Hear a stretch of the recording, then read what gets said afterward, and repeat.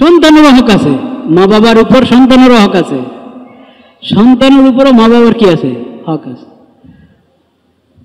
উভয় পক্ষকে যার যার হক আদায় করতে হবে। কিন্তু আল্লাহ বলছেন যখন তাদের বয়স হয়ে যায় তখন তোমাকে ছাড় দিতে হবে, তোমাকে বেশি সহনশীল হতে হবে। এমনি সাধারণ নিয়ম, সবাই সবার আদায় করবে। এখন এই কথা কি বলার অপেক্ষা রাখে যে মা বাবার হক বেশি? এটা যদি কাউকে বুঝাইতে হয় যে মা বাবার হক বেশি, তো কি করা যাবে? আর এটাও যদি বুঝাইতে হয় কাউকে, মা বাবা তো সন্তানের খেয়াল রাখেই, কিন্তু সন্তানের সবচেয়ে বড় হক মা বাবার উপর সন্তানের তরবিয়ত, লালন পালন যেমন হক, তাকে মানুষ হিসেবে গড়ে তোলা, আল্লাহর বান্দা হিসেবে গড়ে তোলা, এটা মা বাবার দায়িত্ব, মা বাবার উপরে হক।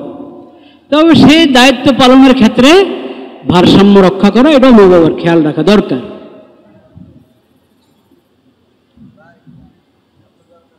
সন্তান যখন বয়স বাড়তে থাকবে তখন বুঝতে হবে যে তার একটা আলাদা ব্যক্তিত্ব আছে।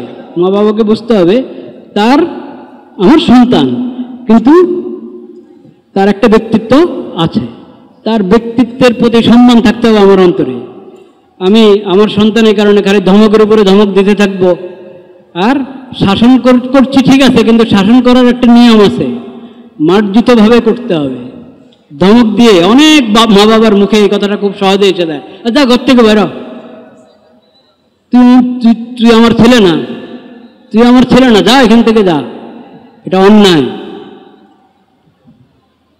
মা বাবার জবানে এটা সাজে না। যতই আপনার ছেলে আপনাকে কষ্ট দিচ্ছে, আপনার মেয়ে আপনাকে কষ্ট দিচ্ছে, কিন্তু আপনাকে বুঝতে হবে আপনি বাবা, আপনি মা।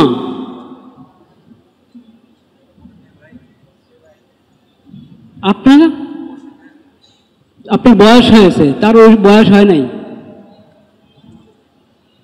এবং সে আপনার সন্তান হলো, সে তো আলাদা একটা ব্যক্তি, আল্লাহর বান্দা, আল্লাহর বান্দি।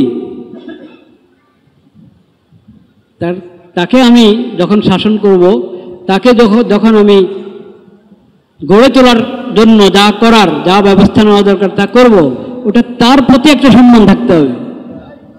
যদি এই ধরনের কথা ঘর থেকে বের হয়ে যা, হ্যাঁ তুমি আমার ছেলে না, এইটা মা বাবার মুখে বের হইতেই পারে না, হওয়া উচিত নয়, এটা অন্যায়। আপনি নিজে বের হয়ে যান ঘর থেকে। আপনি পারলেন না কেন আপনার সন্তানকে গড়ে তুলতে ঠিক মতে?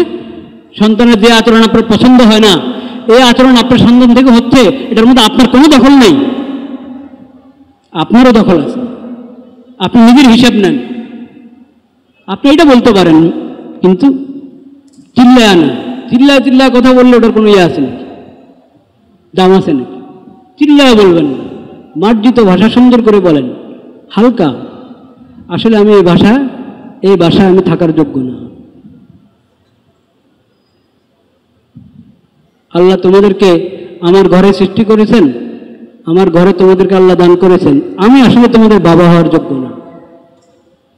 এভাবে বলতে পারেন না? এভাবে কেন বলেন যে তুই আমার ছেলে না, তুই আমার ছেলে হওয়ার যোগ্য না, তুই কোথাও আমার ছেলে হওয়ার পরিচয় দিবে না? আরে আল্লাহ রে, কি বাহাদুর খান, আমার ছেলে হওয়ার পরিচয় দিবে না? আপনি আপনার বাপের পরিচয় দিতেন কিনা? এখন দেন কিনা?